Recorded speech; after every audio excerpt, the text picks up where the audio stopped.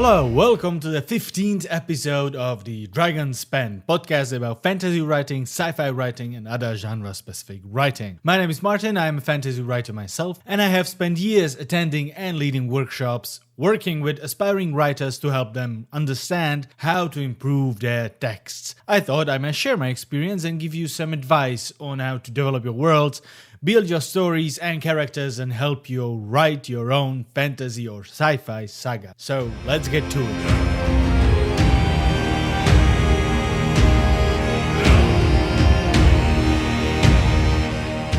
Name of this week's episode is You Shall Not Write. And I will be talking about the scariest boogeyman of the creative writing. Stuff of nightmares, horror that dare not speaketh its name. I'm going to talk about the writer's block. Well, honestly, I have no idea how to start, so let's have another music batch.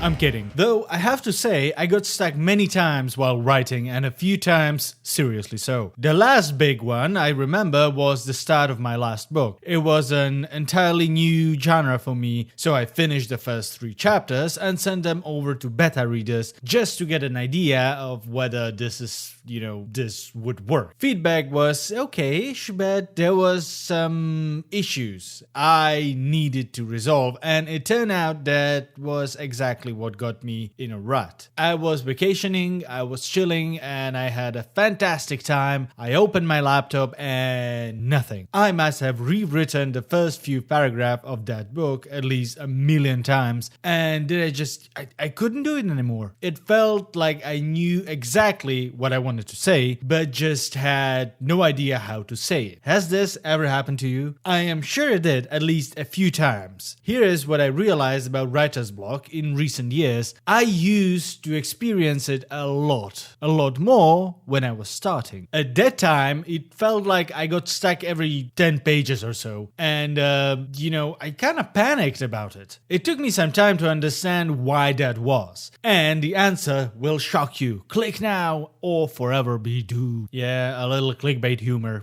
sorry. So here's the thing with me and writer's block, and it will be quite unpopular when I say it, I'm guessing, but I still have a few minutes to explain, so bear with me. I don't really believe in writer's block as a thing. I believe in getting stuck a bunch of times. I believe in not being sure how to make this or that, part of the story work. But I do not really believe there is such a thing as an actual writer's block. Meaning, I don't believe in this scary thing that looms over you and can get you, not to write just because. There is a reason why I get stuck. Every single time there is a reason. There is no magic spell of stuckness. There's just a reason, and I have to find it to keep on going. That is pretty much it. How you were at least a little bit inspired, and thank you for listening. Yeah, so it's a bit more complicated than that, so let me give you a few tricks on how to deal with your own writer's block and your own getting stuck.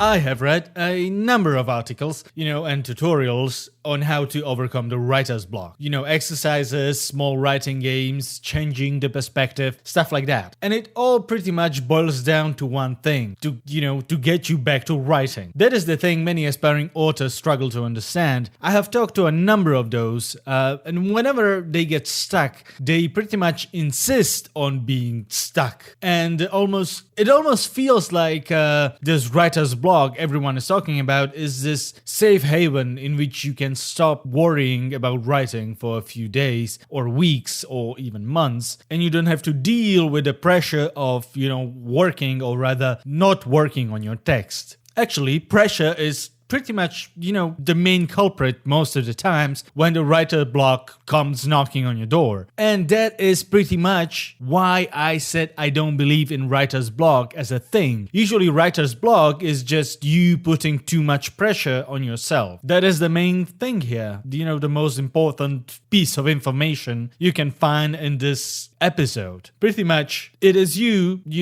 screwing yourself into not being able to write, which sounds kind kind of, stupid. It sounds very counterintuitive. It takes the magic out of the writer's block as a thing. But usually that's what that is. It is just you pushing yourself too much or expecting too much, and being stuck. I had this art teacher, a fantastically calm and wisdomous man. I think I might have mentioned him before. Sadly, he passed away last year, but I remember him telling me something along the lines that Leonardo da Vinci wasn't painting Mona Lisa. He was just painting a girl he wanted to paint because she liked her. He liked her. I'm sorry, I got messed up. Anyway, meaning you don't start writing with the idea that this text is going to break the world. You just write what you feel strongly about. That way, you pour your soul and your passion and creativity into your text.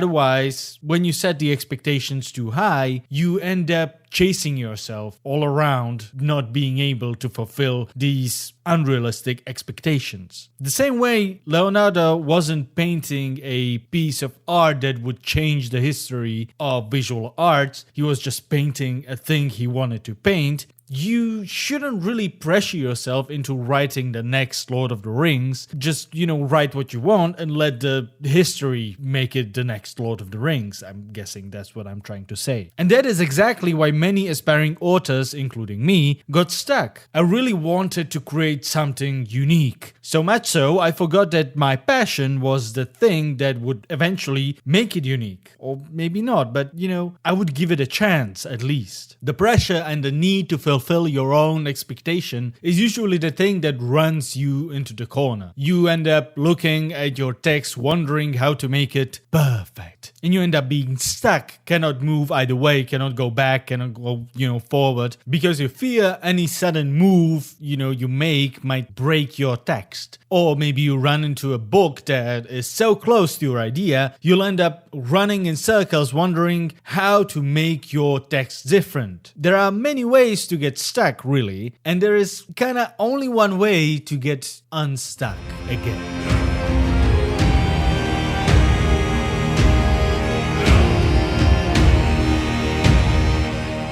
Being stuck is usually about standing over yourself and kind of beating yourself up expecting miracles. That is not how writing really works. Sure, you'll get stuck, you'll end up in weird places in your text, but don't really mistake those for a dead end. It is your text, your world. You can literally have an actual god intervene and solve the problem in your text. Is that a good solution?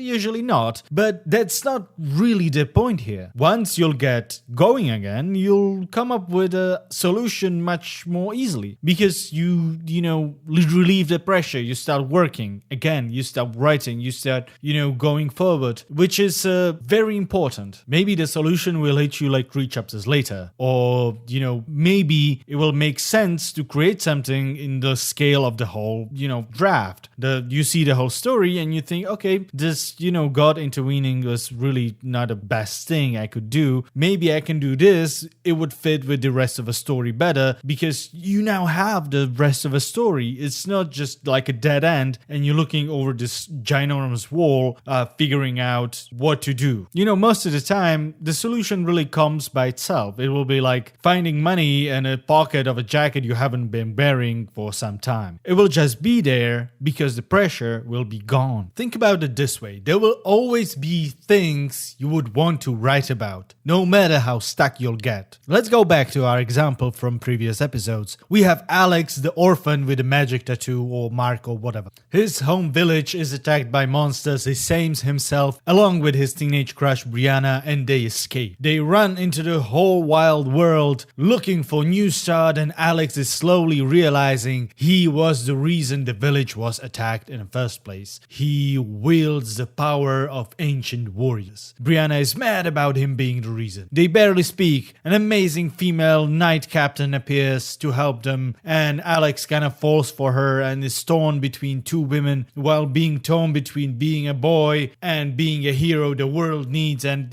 whatever. And well, what now? To be honest, that wasn't the thing I was planning to write about. It just kind of went there and got me stuck. And all of a sudden, I'm, not sure whom Alex will pick or what path would he take. make eventually, a boy or a hero, a savior of the world, or just, a guy who wants to live his life in peace. And plus, it has been like 4 chapters since we had any action. Plus, now it is like just this lover's quarrel, and Alex, is wondering and not being sure. And and all of a sudden, writer's block creeps in because you are not entirely sure how to continue, how to make the story more appealing, or, and mostly because you don't feel the passion for these subplots anymore, which can easily happen, especially when you're an aspiring writer and trying your hand in discovery writing and just kind of go in there and let the story kind of unfold in front of you. You stumble into subplots, but now that they are here, well, it's not the story you wanted to write. And that is most of the time when the writer's block hits the aspiring authors. They end up in the middle of the story that's not really their story, that's just a kind of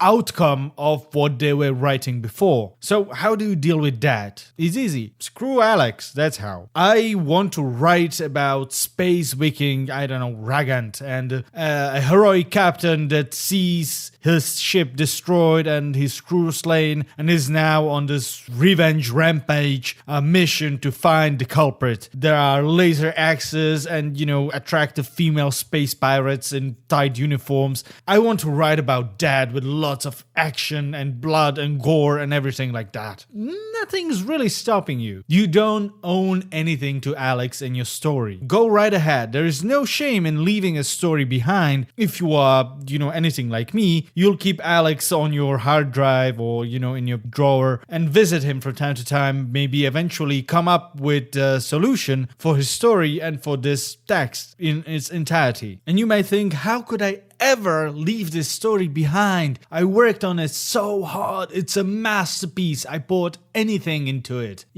and for that I only have one thing.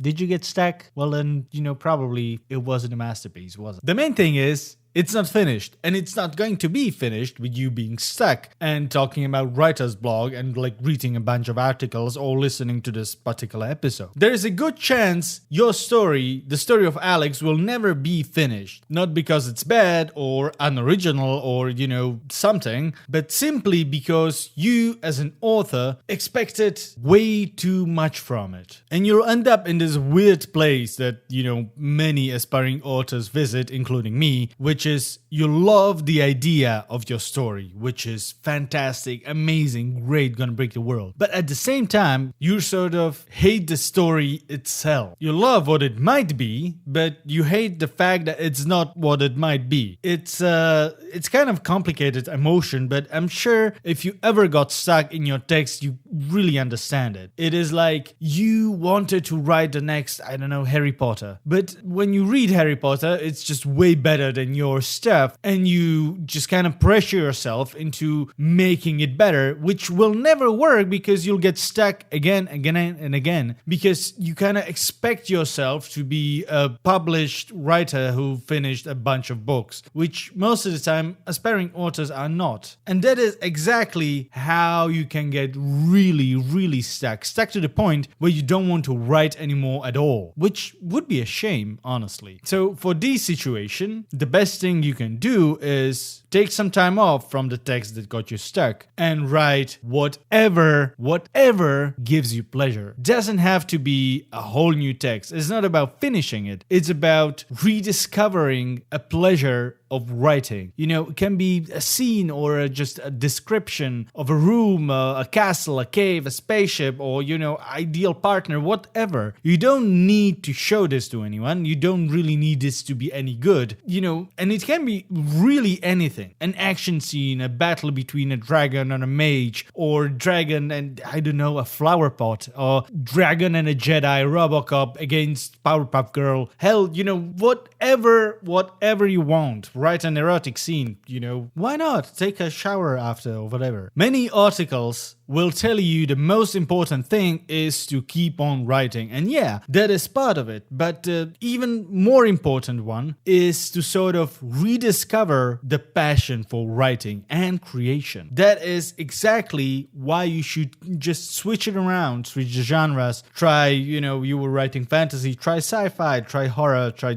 whatever, really. Just think about what you want to write about. It can be just a snippet. It's not about finishing the thing. It's about just sitting down and writing and continuing to write and to rediscover the passion for writing and creating. To sort of realize the reason you're stuck in the first place is your own mindset and the pressure that you put upon yourself. That is so motivational. I know. I'm sorry.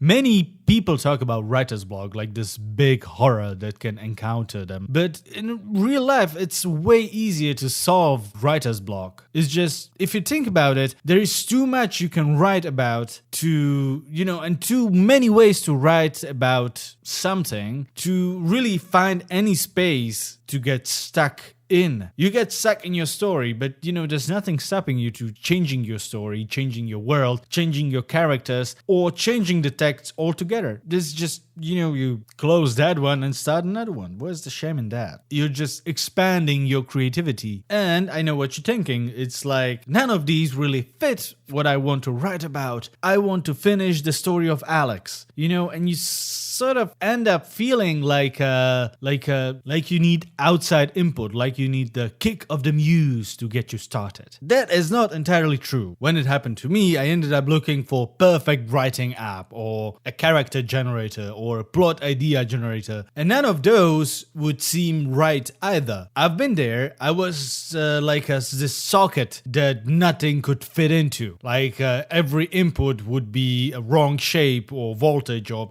something. But when I just started writing, it was way easier to kind of pick the idea. And despite how creepy it might sound, I strongly suggest writing at least one erotic scene in your career. Why not when you get stuck? And here's why. As creepy as it sounds, most of us are sexual creatures, and many aspiring authors start writing their first things around puberty when all the fun and horror of sexual realization hits you. And for some writers, these things end up in the texts anyway, little hints of Alex is very sporty and he has perfect abs and maybe he has this very, shapely chin or something like that. Or, if it was written by a guy, it would be like, oh, this awesome female knight captain is very slim and, slender, and stuff like that kind of creeps into your texts anyway. So why not take all of this and just put it on paper? Because, hear me out, these are such animalistic, primitive, and deep-rooted feelings that you sort of have to kind of put everything else aside, your expectations, your ambitions, stuff like that, just to concentrate on what works for you in this particular erotic scene. You don't really have to let anybody read it or publish it or just put it anywhere unless you want to be another 50 Shades of Grey kind of person. But, it can be just you reaching into your head over the layers of what you feel about writing and what do you expect of yourself as a writer, what do you expect of your text, and just reach deep in there and just start writing whatever comes to mind. And what comes to mind, just don't show it, just delete it after. It really helps with writer's block, but just it doesn't help with what people, think about your writing. So just, be careful with that. There are basically two ways this can go, really. You'll try to write a steamy scene and end up having fun and then delete the whole thing and never talk about it again. Or you'll end up having a great laugh trying to describe stuff. Either way, you'll get really unstuck really fast. It's stupid and it's creepy of me to say it, but just try it. When you get stuck, try to write an erotic scene. I guarantee you it will do something.